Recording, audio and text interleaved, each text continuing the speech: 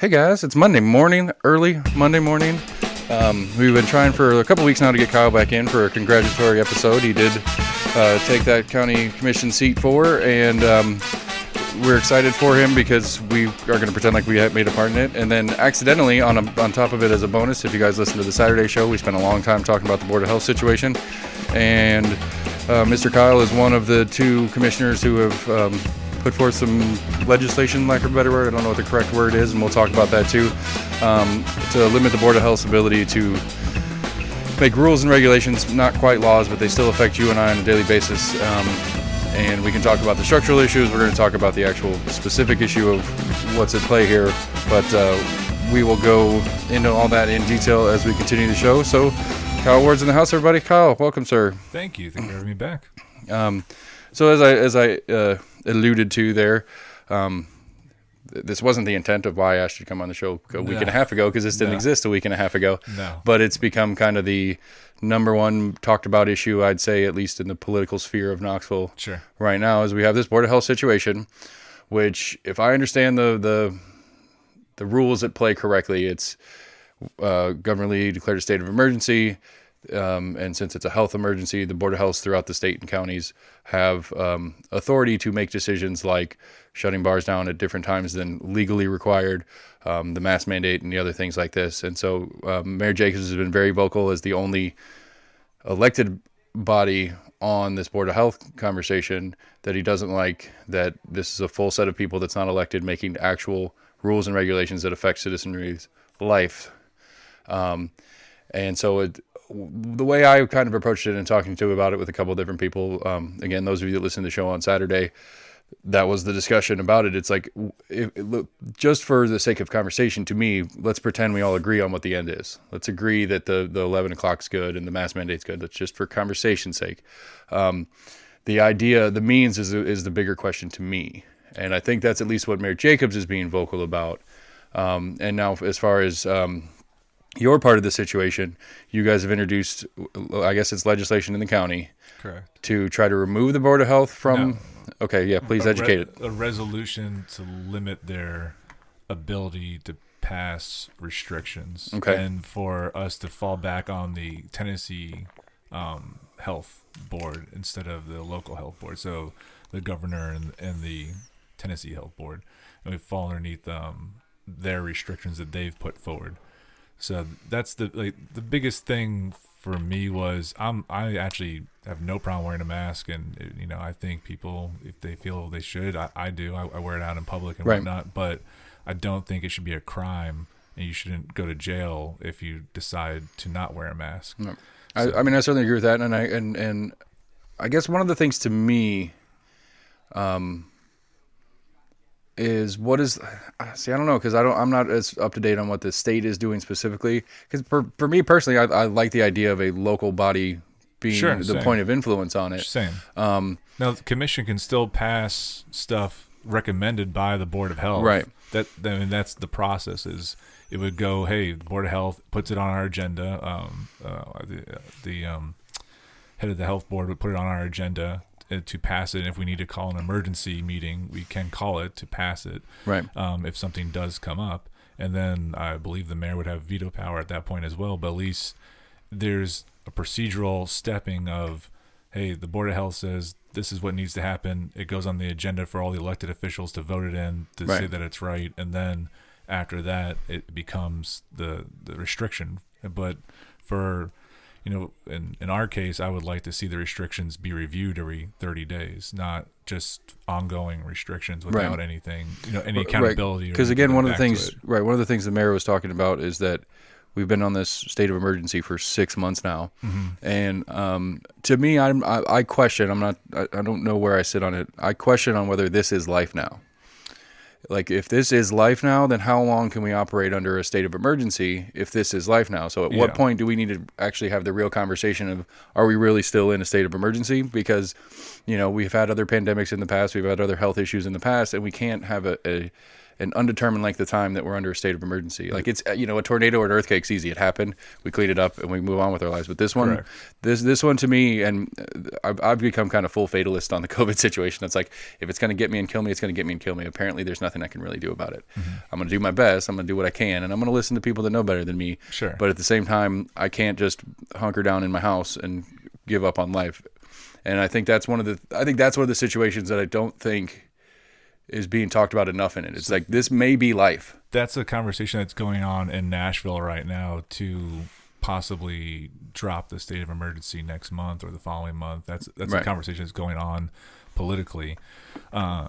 Here locally, I want to make sure people understand, I don't take this decision lightly at Right. all. I'm not a medical professional. I shouldn't be making medical decisions, but as an elected official, I think I should be advised by medical people to make decisions for Right. the population. And the Board of Health, right? The Board of Health are medical professionals, They are, but they are not legislators. no, and they're also, I'm also working, and this isn't official yet or anything, but I'm working with the law director right now of crafting more legislation that I'm hoping to bring next month, which would create an advisory board of contagious disease experts. Right. And the goal would be 5 contagious disease experts, so doctors that specialize in contagious diseases, an advisory board of 5 of them that would be appointed by the mayor and confirmed by commission. And their sole purpose would just to be to advise the mayor and to be advisors to the commission on Right. contagious diseases. Because no offense to the medical board, but we have dentists and Right. and we have nurses, and we have the mayor and other people on there that now aren't necessarily doctors and aren't necessarily doctors that specialize in this Right. It's like area. Like our corporate attorney is we stretch him out of his field because his real job is he's a civil rights attorney by rule. That's Yeah. what most 99% of his stuff is. Yes, he's a lawyer. Yeah. But that doesn't mean he's going to defend my murder trial if I ever get accused of said The way task. I describe it is, I don't want my pediatrician that works on my kid doing heart surgery for my dad. Right. They're Right. both doctors, but There's a reason. Right. There's a reason we have Yeah. the specialties in the and field. not to take, I mean, these Right. people are great people that volunteer to serve their community, and they're trying to do the best of their Right. abilities. I don't want anybody hating on them or anybody thinking I'm against them. I just think there should be a procedural matter in this case. And then on top of that, I think we really do need experts this is their specialty, Right. advising the mayor and advising the commission Right. to make proper decisions off of data, not off of what they're, Right. It makes sense to me. I mean, I'm following it for sure. Because one of the things that's very specifically interesting about this past week is I don't know, and maybe I don't know if you know, how much and where the data the Board of Health is using comes from.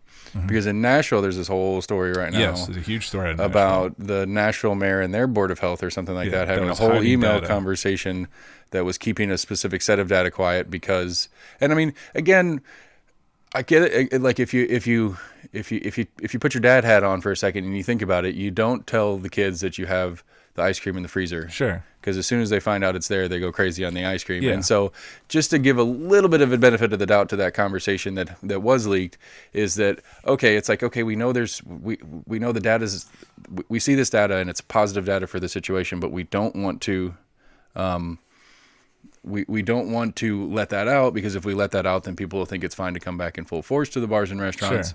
Sure. Which either way to me, I hate that because it's, and to me, it's like, oh, they think we're stupid. Yeah. And I mean, I don't like that for that. Again, just to kind of give them a little bit of string to say, okay, there could be a logic to it, Yeah. but the only reason that logic works is if they think you're stupid. Yeah. And then so both ways, it kind of sucks. But Yeah, I believe in individual freedoms. So at the end of the day, I think that you and I as individuals are adults, and we should be able to make a decision on how much risk we place ourselves in.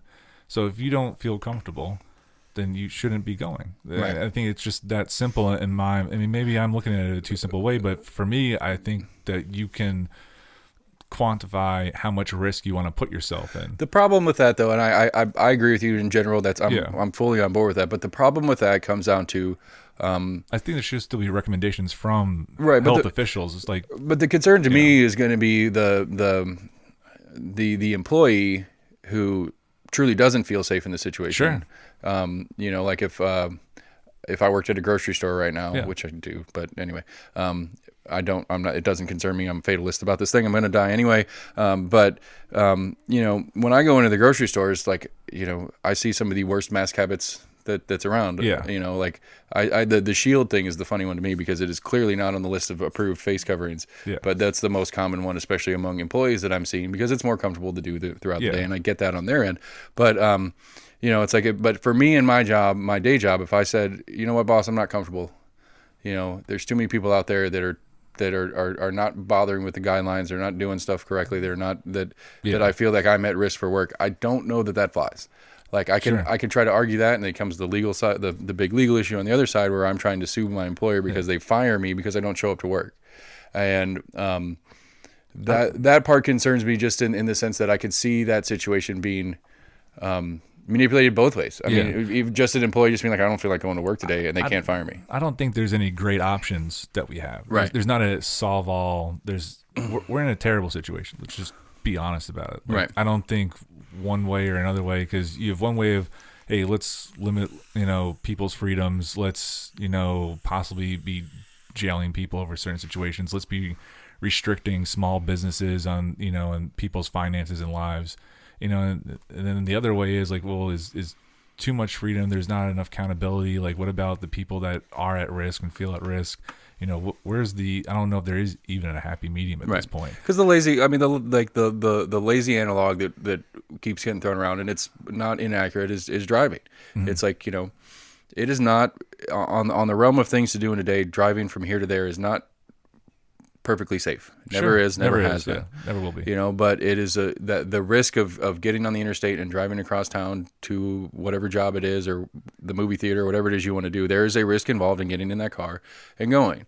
And every day you make that decision. You don't really think about it, but you make that decision to get in that car and go. And now something happens. It's like, well, okay, we're not going to stop driving. So it's not a great analog, like I said, but it's the closest one that's consistent and logical to me. That kind of that goes along with what you're saying. Yeah. I mean, I do think, again, I'm getting to the point where, like I joked about, I am kind of fatalist about it, but I also think that this is a reality. It's not like the flu in the sense of how it functions in the body, but it's like the flu in that it's going to be here forever. Mm-hmm. It's in some way, shape, or form. We're going to have annual vaccines, or every couple of years a vaccine for it. There's going to be some continuous, and it's always going to be an underlying thing for us as we move on with our lives. And so we have to figure out how to move on within that, instead of pretending that we're going to fix, for lack of a better word, and not have to deal with it anymore. Trump's not helping on that situation with miracle cures and like magic, it's going to disappear. But I think that's one of the realities that I think either most people aren't thinking of it that way. I guess maybe the best way to say it. So I don't know. I mean, it's fascinating for me. It's content for me, and it hopefully helps me grow the show, if nothing else. But I mean, I think it's a very important thing that is happening around us right now. Because my wife's in the bar industry. I have tons of friends. I came out of the bar industry before I got into what I'm doing now. I mean, my day job is adjacent to, I'm actually busier now because I do alcohol in the grocery stores. Yeah. And so the grocery stores are doing all the alcohol sales now instead of the bars. So, I don't know. I like I said, I think it's a fascinating situation. Yeah. Don't say that word. It is. It's complicated. I know it is. And people are scared, and people, people have every right to be scared, and it is complicated, and it's messy, and it's not pretty, and there's, we're so divisive as a country and a society today, and the amount of hate mail that I've gotten in the last couple of days, and the amount of like, you're not doing enough, like you need to disband the health board. I've gotten both sides of the aisle. And we're trying to find a happy medium where the health board, this is more procedural than anything. The health board needs to make recommendations to an elected officials, a body of elected officials. Right. And those elected officials then need to approve the recommendation. Right. And then you citizens, when the person that you elected is not listening to the health board in the way you think they should be, you need to make it vocal to them as your elected official, and then when it comes time to get them out. Yeah. Because as I don't know how much you've listened to, but I've got very, very much, probably pretty much since August, I've gotten really angry at voters. That's become my, like, I'm blaming voters for everything, and it's like, that's not true. But I think I don't think people think about it in that sense when they're doing it. Like, I don't think they see action and say, okay, I can contact that person. That's step one. But at the end of the day, there is, every time you campaign, or even while you're sitting in the seat, you are actively pursuing a job offer. Sure. You know, you're interviewing for a job from me, the citizen, and I don't think people think of themselves as the boss that way. Yeah. And it, you know, I can't fire you per se, but I can at least make it clear that you will not be rehired at the end of your contract. At this point, half the people aren't going to vote for me because we're putting another procedural step in there, and the other half of the people aren't going to vote for me because we're not doing enough in their eyes and disbanding the health board altogether. So I'm trying to do what I think is right and find a happy medium and think, you know, what is the best approach to all this? Because I do think we should have health officials making recommendations to the elected body, and then I think the elected body should be implementing those. Right, and I think it's important that for us in the media side of things, not that we're high on that personally, but my other big finger pointing that I've been doing is the local media's coverage of it, which you did mention pre-show that they've been hitting you up a lot, and we're the first person you've officially talked about it. Yes, I've been very hooked, and I'm happy we got this on the books 2 weeks ago. But I really think that if the procedure you're talking about goes into place, I think it needs to be when the Board of Health does meet and make a recommendation, it needs to be very public, so that we all get to see that. We can hear feedback on it. Right, and then as the commission makes decisions based on what the Board of Health is telling them, then we, the public, can say, okay, you know, and whether not fully ignore, but whether it's take what the Board of Health says and adjust it into what makes more sense by the commission and move forward. But again, that accountability is the main thing that I'm agreeing with wholeheartedly. Yes. There's an accountability issue with what we have right now. And that was my biggest issue going into this, right. Especially once you do see like the data actually coming out of Nashville, and you're like, okay, so why are we restricting restaurants and bars if the data is showing? And that's my question. Do we have that here? I don't think we do. I think they have better data than we do, but we keep asking for data, and we haven't been able to see any data. So we're just making assumptions instead of making it off of data and figures. I would love to see. You know, I understand that the contact tracing is much better in Nashville than it is here, but if it's much better in Nashville, and Nashville is 4 or 5 times the size of us, and I think it was 22 cases that they could associate to any bar or restaurant out of the thousands that there are, and how much of a small, tiny, like less than 1% that is of the total number. I think it's, at that point, it's like, all right, well, then why are we targeting this group of small business owners when we don't have the data backed up for it? Right, and here's a follow-up, I guess, to be too, and it is, how specifically are we allowed to target? Like, okay, because to me, and again, this is my opinion. This is not, I am speaking, not Kyle, but I feel, to me, especially watching UT's reaction, what's going on with UT, and I've had at least a hard conspiracy for a long time about how much influence UT has on the city and the county, politically speaking. It feels to me that it's the campus bars that are the real quote issue, and that UT is leaning on the board to help them quell that issue in conjunction with them or whatever. Because I understand it on UT's part that, again, we don't have the data for it. I'd be curious to see it, and I would assume that it's mostly house parties, not public stuff. Because at least in, because like my wife works in one of the bars down there, and they try the best they can. It's hard to wrangle 50 kids just doing whatever they want to do and having a few shots, and then it's even harder to 21, 22-year-olds just run around like crazy. But at least if they're in a bar or nightclub or something like that, there is some stuff trying to work within the health board's recommendation, where when we're back at because there's a White House on 12th and Highland. That was the party house when I was there. It was Friday and Saturday. I just lived at their house for the weekend. Yeah. Mostly not semi-conscious and hammered out of my mind. So, again, if I go back to that brain that I had at the time, oh, well, I can't go out. I mean, hell, half the time I was not even 21 yet anyway. But even when I was 21, it's like, well, I don't want to deal with that issue. So I'm just going to go over to dude's house and we're going to party over there. And, how much, again, the data is the real question. If it's not the actual bars doing it, or if it's only a certain set of bars, of bars in a mile strip of road, right? Why is the rest of the county and why are the rest of the business owners being penalized for just that one area? Right. The other aspect of this that people don't talk about and isn't fun to talk about is we open ourselves to millions of dollars in liability and lawsuits as a county because we're going above and beyond the mandates set by the state.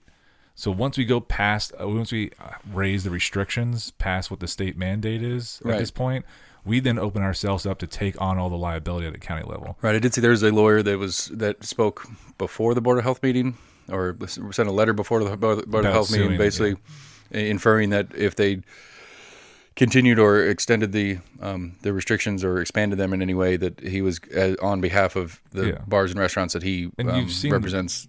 You've also seen the law department recommend multiple times over and over again, you're opening us up to liability, don't do this. You're opening us to liability, don't do this. Right. So, I mean, the other aspect of this is we keep going down the road that we're going. Say this vote fails tonight, and we keep going the route we're going. If we now have millions of dollars in lawsuits, what do people think the reaction is going to be? That we're going to have to raise taxes just to be able to handle the onslaught of lawsuits that we're going to have. Right. And that is a possibility. You know, if they come, it comes out of taxpayers' dollars because we are now held liable because we have a higher restriction than the state does. Right.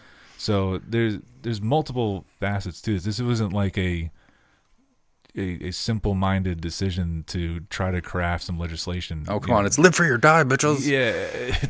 I don't really think... if people follow me and know me, like, I don't do negative. I didn't do negative against my Democratic opponent or my Republican opponent. And I try to be very well balanced. If anybody's had a meeting with me, I tell them, okay, I've heard your side, and I'm going to go to your opposition and hear their side. Right. So, and I've called people on both sides, said, all right, punch holes in my argument. Right. Tell me why I'm wrong. Explain, and then let me go from that direction. So, the other option that was on the table that everybody wanted was the nuclear option to blow up the health board altogether and get rid of it, which I don't think was the right way to go about this, because I think we need, medical people. Right. I mean, I think it's right. I think it's important that's also why I want to create the contagious advisory board. Right. The commission, the commission needs to acknowledge that they're not experts in a certain thing. Yes, we're not. And have access to experts to help them make decisions accordingly. Correct. Right. Because and if we make the wrong decision to your view, you should vote us out. Right. 100%. Right. So vote better, people. You got not in this particular conversation, but we got some serious state stuff coming up in November. Yes. But I don't know. Like it's funny because like when I reached out to you initially, it was just hey, you're in now. How's it going? I was like the whole I had it all set up in my head. There's an orientation we were doing. Right. Yeah. There's all these things that are going on. Right. And so, but apparently, all you do is get hate emails or love emails for what you're doing right now, and you feel the pressure of the situation. So I mean, it's interesting that. It's just trying to keep up with everything going on. It's very interesting. And so again, let's shift off the big topic. We've gone over it. So you August 6th you got elected. September 1st you took office. You took office and immediately went into an orientation, and then you had to elect the new chair. Correct. And so just for a little nuts and bolts, you guys are meeting weekly now. Is that normal, or is that pandemic meeting? We have a meeting the last 2 Mondays of the month, unless it's November and December. Then it's the second and third Monday of the month, I believe. Okay. So we have commission meetings of those 2 times, and then there's subcommittee meetings. All right, so we do. I can't run for commission then, because that's second Monday. That's second Monday of November. I'll be out in the woods hunting. There you go. Unfortunately, you can't come then. I can't be. I can't. That my aspirations to run for county commission have been shot down. But it's. I mean, hey, I'll get elected out after this, so you can run against. So So basically, we went through an orientation process, which Commissioner Jay actually set up at the time. He was Commissioner Jay. Now he's Chairman Jay, He set it up and ran us through. We had a couple other commissioners that are in there with us.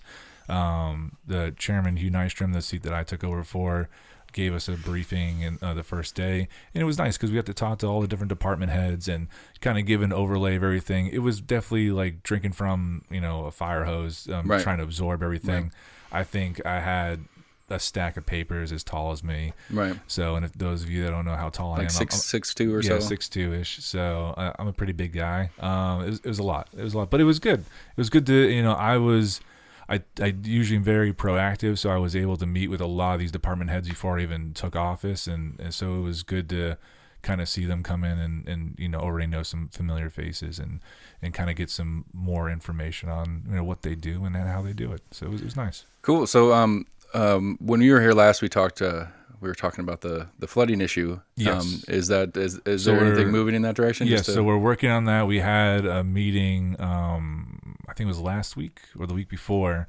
and we have a strategy or battle plan. My military background's coming out. We have a strategy going into this winter. So the land that we need, the city controls. Right. So we need the city to give us the easement to the land so that we can build the drainage system that we want, the pump station. So after the conversation with the city, which I think was productive, it wasn't what I wanted, but it was productive. They're going to do their analysis. So for this winter, we are going to be renting some pumps, and we're going to drain down the lake altogether, and keep the pumps there on standby.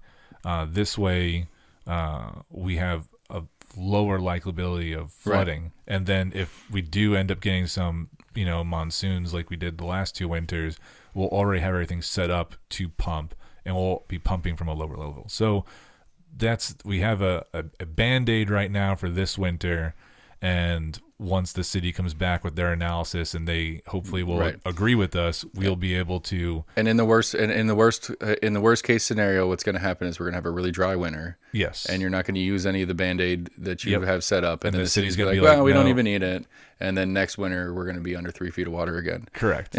So hopefully, we gave the city our data that we had, our flood study, and they're going to do theirs, and then hopefully they decide to play ball with us and help the citizens. All right. So is there anything in place for we do for sound off of county and city residents? Because I'm pretty sure, I don't remember where the city line is that it goes out there as far as residency. So that is partly city there because the city annexed that commercial strip there. So that part of the Bluegrass Lake is bordered by city. Right. So right now, I would like to give the city the benefit of the doubt that they're going to do the right thing at the end of the day and come to the table. I know we've already put $500,000 in a flood study forward, and we at least have a strategy to combat this winter. So my question is there for the residents and or business owners and or property owners out there, because again, like that all that strip mall is owned by like 3 people, but then you have like 25 businesses in that area. Yeah.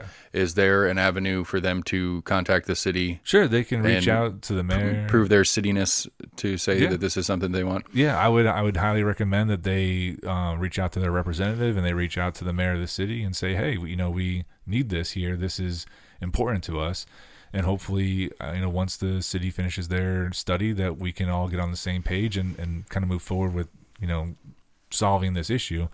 I mean, we're getting there. I would like it to go a little bit quicker, but as I've been told multiple times in the last couple of weeks, that everything moves slow when it comes to politics. Unless you can put it under a state of emergency situation, and then you can do whatever you want.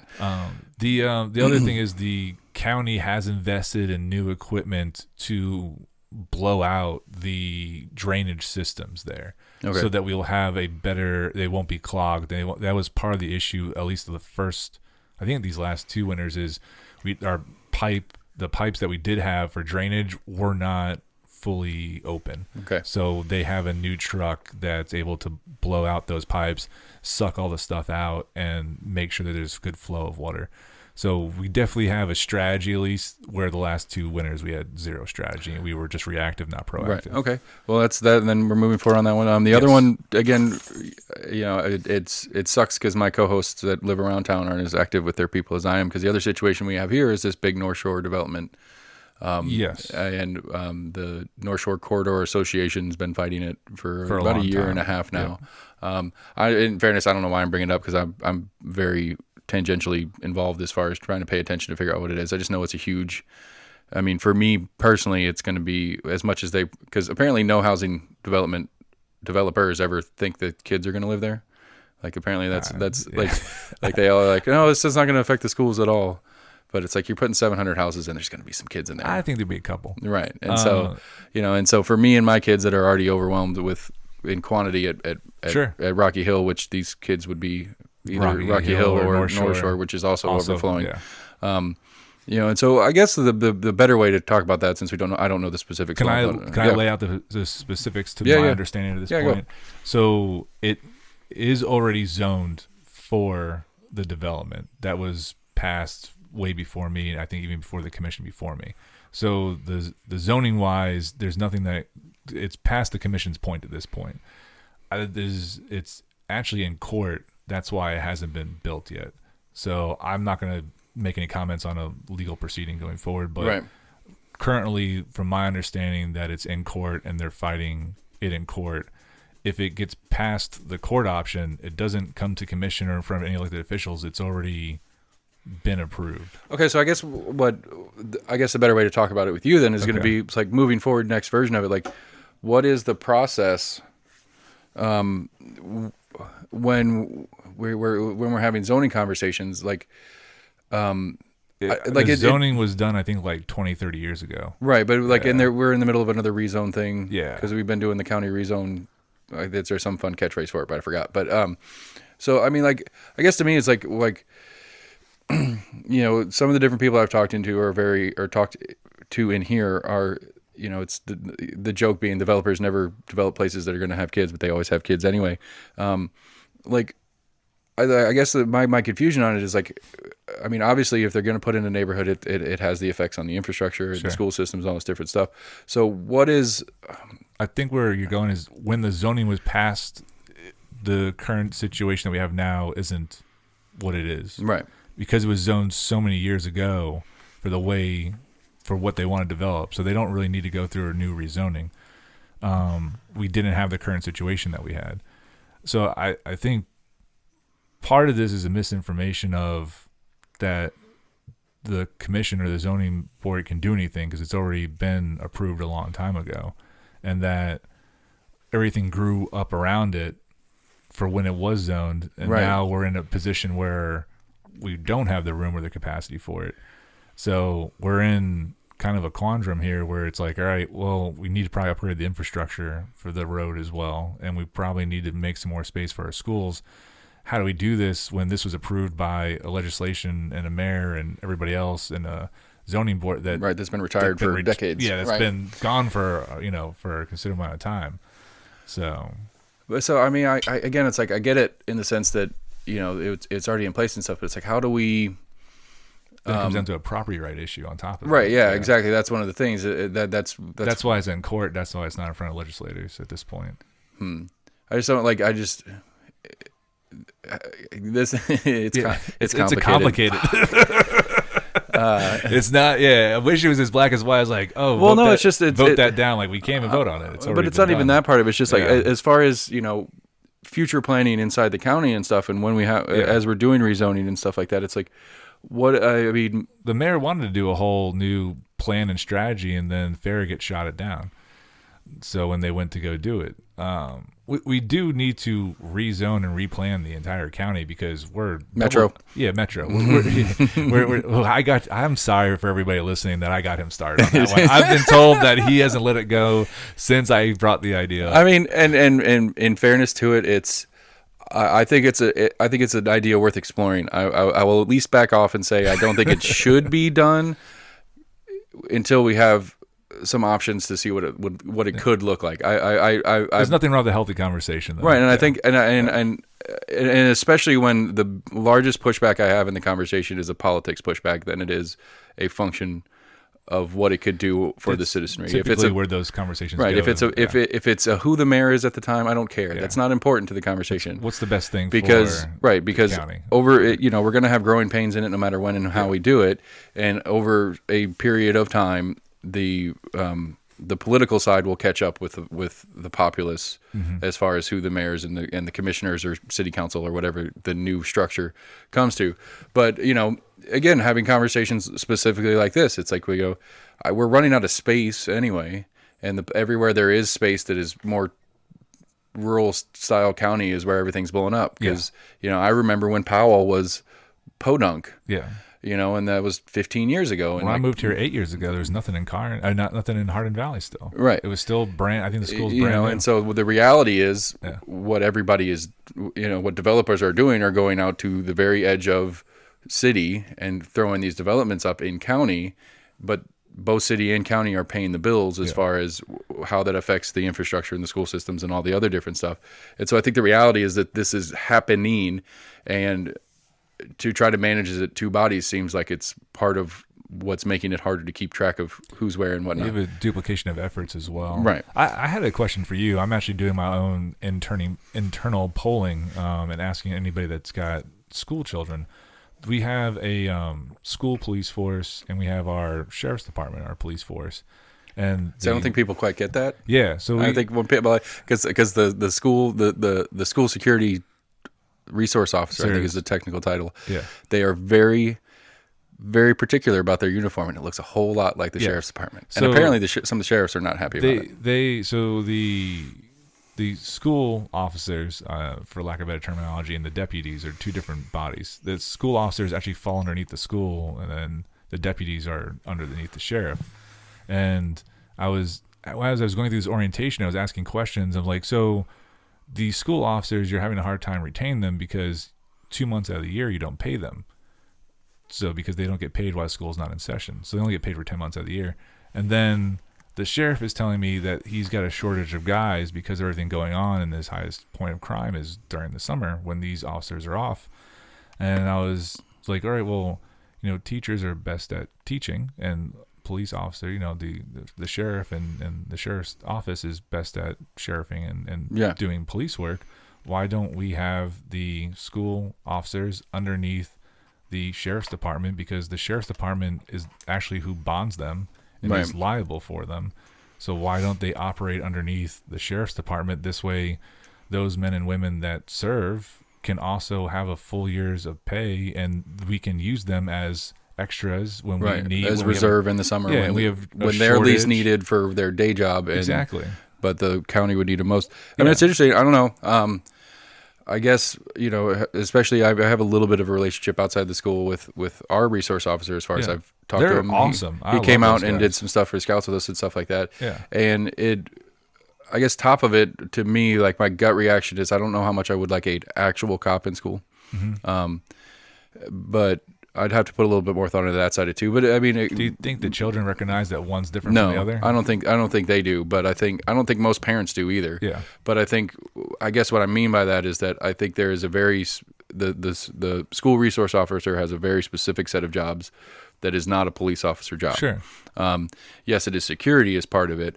But even regular Knox County Sheriff's deputies, they also have special privileges that regular officers don't. Right. They have a specific set of duties that don't fall under the same thing. So there might be a little weirdness in the overlap. I don't know. I'd have to think about it. I think like if you create a new division underneath the sheriff's department, just like the jail is one division and the beat cops are a different division and detectives are a different division. Right. If you made another division underneath the sheriff's office. Because I'm thinking, like, we talked about duplication of efforts. Like, there's a whole administrative staff just for all these groups of officers that we could be probably utilizing the dollar a lot better. And if we take that expense off the school's role, then the school will have more money to spend on teachers. Now we're going to have to shift some dollars on the other side, but legally we cannot lower. We can't give the school less money. Right. So by subtracting this expense away from them, they would actually gain more money if we didn't raise their budget. But we'd have to then add more money instead of giving them a new raise that year. We'd have to add money, which really just means we'll get more speeding tickets. Residents. that's how the sheriff's office will make up for. I'm just thinking for their added expense. But my mind was just going like, what's the efficiency here? And, no, I you know what I'm saying? Right. No, I follow it. It's what's the best thing for the officers as well on top of that, and for the children. Right. I mean, I like giving them full year employment instead of partial year employment, I think makes sense. I think having extra staff on hand for the sheriff makes sense in the largest time of need, which happens to coincide with the least time of need. I guess the real question there, don't forget communication as well. Yeah, because if there's an emergency, it goes up one chain of command, and then it has to get sent over to another department to then go through that chain of command. So I want them to react as quickly as humanly possible. But I guess what popped in my head, similar to my Metro thought last time you were here, is that what is the data? Why is the data of why is summer the highest crime time of year? Is that because the kid is it more juvenile crime because the kids are out of school? It's a good question. I would have to ask them about that. I mean, that would be. There's the old wise tale that full moons and the heat make people crazy, right? Well, so there's a lot of things that make people crazy, but I don't know. That's because that could shift the argument for a year-round school discussion instead. I don't know if the crime is necessarily higher. I think it's the amount of need is higher because of all the outside activities going on besides. Yeah, I wasn't thinking about that. Yeah, as far as different events, not this summer, obviously, but different events where you have, World's Fair Parks doing stuff, Market Squares doing all that extra stuff, and they need just general security, not specifically. Okay, I mean, but that again, like that's what I'm a dark person, I guess. My mind goes to, well, if there's more crime in the summer, is that because the kids aren't in school? I think it's more need necessarily than more. I mean, it might be more crime as well, but from my understanding, the wording that was used is we have a higher need for more officers during the summertime because of all the different events and functionalities and everything from the beer fests and fireworks and all these other things that go on. Yeah, we need to get. I'd like Boomsday to come back. About that last time we talked about that last time. I think it's doable. We need Boomsday back. You need to talk to. We need to get the Haslams. Just write the check, Haslam. You need to talk to what's it called down? What's the business bureau or whatever they call them? The downtown. No, the Chamber of Commerce. You need to talk to Chamber of Commerce about that. They might be able to move the needle. I mean, it was a proud tradition of Knoxville being. It's a great event. One of the biggest. In the world. But for the holiday that doesn't have the biggest version of it. They would draw like a $500,000. Yeah, it's huge. Stupid, like $250,000, $500,000. I mean, I hate like I enjoyed it before I had kids, and I enjoy it a little bit with the kids. Like we used to go down the 4th of July thing. Yeah. But with the kids, it's less fun because it's just it's 4th of July. It's hotter, damn it, and it's just like it is still a good time. But I always like Boomsday better, especially when it lined up with football correctly and all that kind of stuff. It made a really great big opening football weekend and a good time. I don't know how I got that, but I don't know. I mean, I think it makes sense. The logic follows it as far as having one body of it. I guess the first issue to me is it's a concern. It's a concern in the sense that having an actual cop in the school has a different connotation to it to me that I'd have to think about it. I think my gut reaction on the finances is like, okay, makes sense. Would it still be a school cop just falling underneath the department of the sheriff, just like the corrections officer falls underneath the department of the sheriff? Yeah, I get what you're saying. The office of the sheriff. But again, you'll have I don't know. I'd have to do more research. Right. I just think it's an interesting conversation. It's certainly something to talk about and look into, and it's just something that made my wheels start turning. Like, why is it this way? Yeah. Is there a better way of doing this? Yeah, I follow that for sure. And if it opens up money for the school to spend on other stuff, that makes sense to me too. Yeah, because if we can pay our teachers better and pay our officers better, that would be a win-win for everybody involved. Right.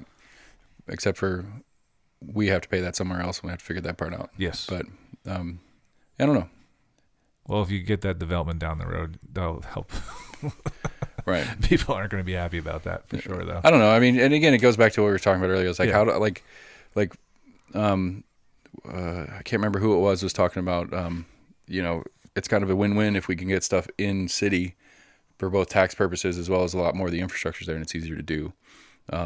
As far as any development, whether it's a business or residential development inside the city limits, because there's more infrastructure in place, it's older, and kind of stuff like that. I think it's one of the District 2 conversations I had because, we were talking about the St. Mary's redevelopment and all that kind of stuff.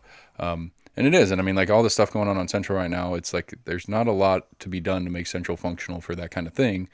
There was some road work done and stuff like that. But as far as completely overwhelming the infrastructure that's in place, it's not going to happen. What's your opinion about the stadium?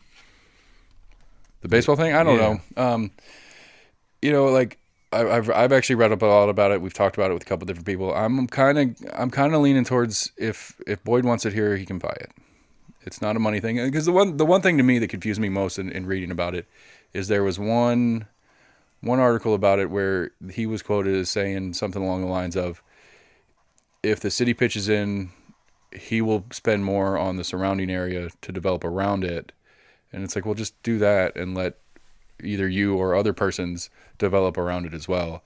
Because I don't know, I guess to me that inferred to me that it's not about the money for him, because the money's not really a need.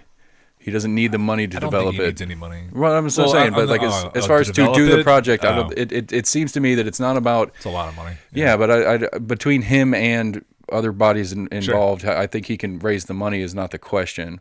But I think it's about. I think it's more about, for lack of a better word, the power of it, of saying, this is here for because I did it, not because. And then again, I'm reading into it hard, but like I said, the quote, the article was basically saying that if the city and county pitches in their part, then he will spend extra around it. And it's like, well, why don't you just do your part and let the market do what it does around it? Because it is a valuable asset it would be an asset to the city and the county. It would bring development into that area. And then the other one, when I had Dasha in here talking about it, it's like, well, what does that do to that neighborhood? And she brought up a very interesting thing that I think has needs to have a lot of thought put into it, in the sense that, how do we develop communities without losing character? Yeah. Because as much as I like an Applebee's or an O'Charlie's, they're everywhere. Yeah. I can go to Nashville, I can go to Atlanta, I can go wherever and get the same thing over and over again. But there are certain things in certain places. That's why I don't like I don't like the way they redeveloped the Strip. It turned that commercial part of campus into a cookie cutter that you can go anywhere and see. There's no personality to it. There's nothing Knoxville about it. It's just another road next to a college that has all the stuff that people do. And I don't know the right answer to it, but I think that is a thing. That is talking about the baseball stadium. Yeah, that's a section right there on the edge of the old city that's always kind of been me.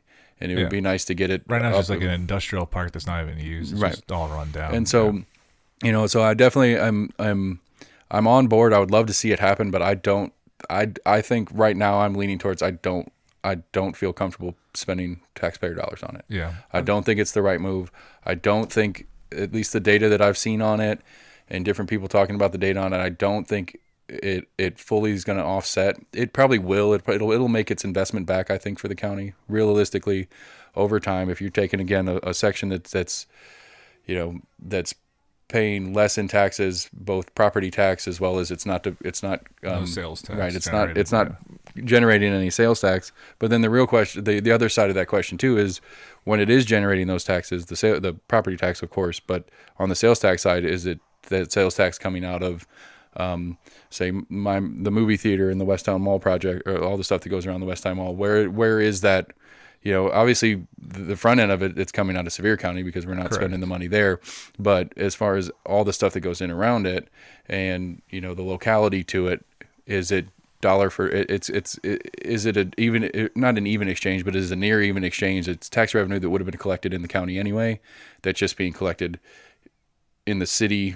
Or either the city or the county anyway. Mm-hmm. But are those entertainment dollars that are being spent by residents would have been spent anyway somewhere else? So is it an actual net gain in that sense, that instead of going to a movie on Friday night, I went to a baseball game? Sure. So instead of paying the $50 it takes to go for the four of us to go to a movie, I'm spending that same $100 at the baseball game. And so the net gain to the city county is the same, or very slightly up. And how long does that little difference take to make up that investment difference? I think is where I'm kind of leaning at it. Yeah, we'll have visiting teams come in, but it's still quadruple A baseball or whatever. It's not like the Birmingham teams coming up here bringing 1,000, 5,000 fans. I mean, when we get back to having fans in the seats, it's the baseball, or it's the football games, or even the baseball games at UT that are bringing in people from out to come and spend money in. And so I don't know, but again, there's the other side too. Is like, I think one of the things that Knoxville is missing is when the World's Fairs quit doing concerts down there. Yeah, so this would be a concert venue, right? Having a good outside concert venue to do other stuff like that, and like a legitimate concert venue where you could have the concert tours actually come through, where right now we don't have an outdoor venue for all the outdoor summer tours to come through. Right. It'd be 15,000 people, I believe. Just and so there is, right, and there's definitely some residual around there, but again, I don't know how to quantify that against how much we'd be spending as a city county. I would really like to see what the numbers are at the end of the day. Like what are the projections from professionals and experts to say, like, hey, this is what the actual impact is going to be. But then there's a whole assumption on when we go back to normal too, you know. But obviously we've got years of construction to get it there too. Yeah, 2 I mean, years, we've got to hope that by 2023, 2024, we're allowed to go to baseball games and allowed to go to big concerts and stuff like that again. I think we'll be fine next year. But it's just that timing I don't think helps the conversation for. No, I don't think this timing is good at all. Yeah. Especially when we have financial issues, Right. So it isn't. I've had a lot of people tell me they want it. I've had a lot of people say, I don't want to build a billionaire's stadium for them kind of thing or pay for it.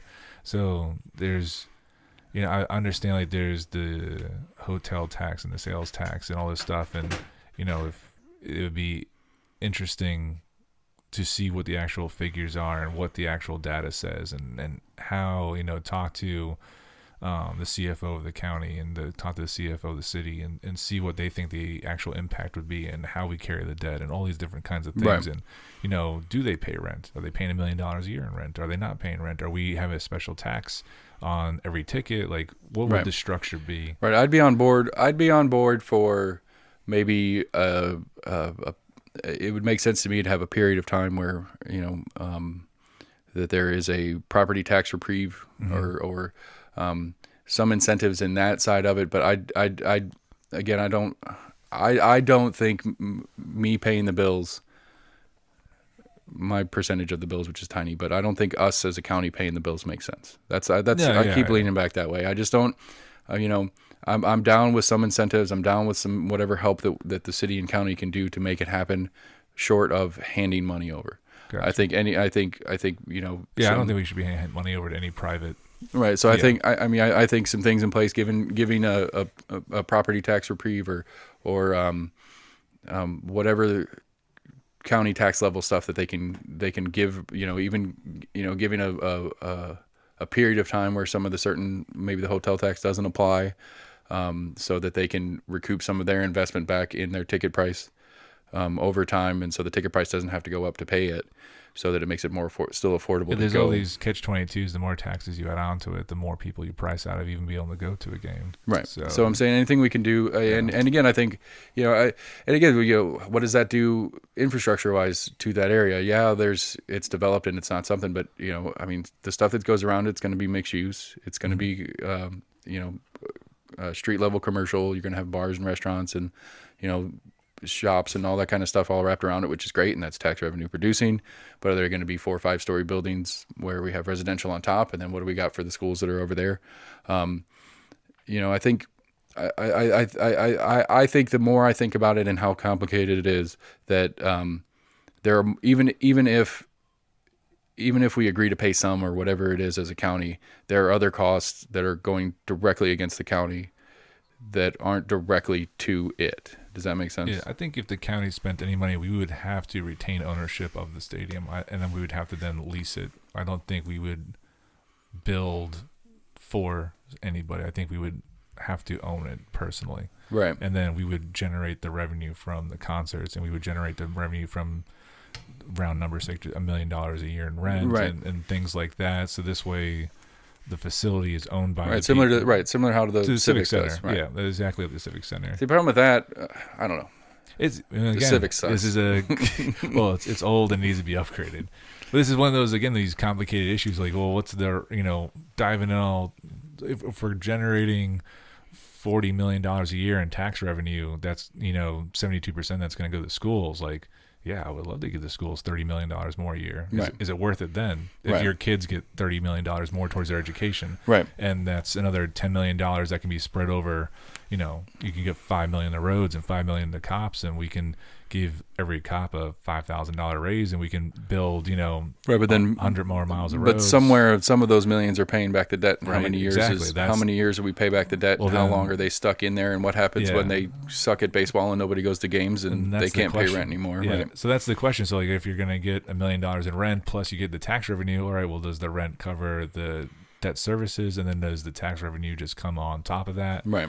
There's a lot of complicated questions that need to be answered, and a lot of numbers that need to be made public, so that the people and the commissioners and the councilmen and the mayors can all make an educated decision on what's the best thing to serve at the county. Right. I think bottom line, I think there is need to get that section of the old city downtown area caught up with the rest. I mean, Yeah. downtown Old City has been they're vacant. right. Downtown Old City, Jackson Central, all in there has been growing very well over the last decade or so, and it's nice to see, that we have a downtown again. Like when I first moved here and started being active in the community, for lack of a better word, there was nothing. You don't go downtown. There's nothing to do downtown. Everything's closes at 8 or even earlier or something like that. And I think Commissioner Lundy makes a good point as well. We can't lose the character as well. I would love to see more insight from that community as well on how they want it to look and things like that. And, maybe we can do murals and, we can have some of the business owners there. Oh, that reminds me. I got a big wall that I want to put a mural on, and I got to figure out what the rules are on that. Okay. As far as because we're like we got a big blank wall in our new building, and that's what you're saying. And I want to put a mural up, and you're in the city, so you're gonna have to ask them for permission. Right, but it's like and I'm thinking like I'm not allowed to just do it, and that's a secondary complaint. Picture of you with like 2 thumbs up. I think that'd be great. So we're kind of running like a Star Wars space theme. Cool. in the store, and then our neighbor is a British pub.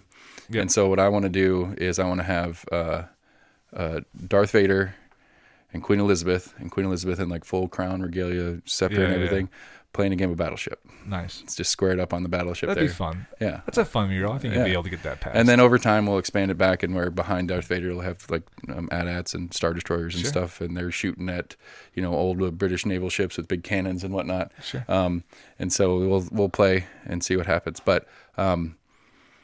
Yeah, I mean, but going back to the original part of that is that, I mean, I think there's value in getting in growing that, and again, talking about all the development that's going on out here, I would like to see something happen. I don't think I agree with the county paying for it and the city county paying into it. If we have a program put in and it's city county owns it and it's leased out, at least if something happens with the baseball team or something like that, we can adjust it into something different.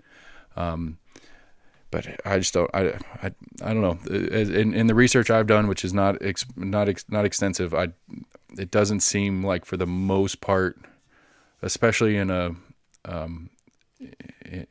farm league style stuff, that it's going to make its money back quickly and strongly. We will say this: they do have the best run organization in double leagues. So they have the best money revenue and they have the best attendance out of any of the minor league systems.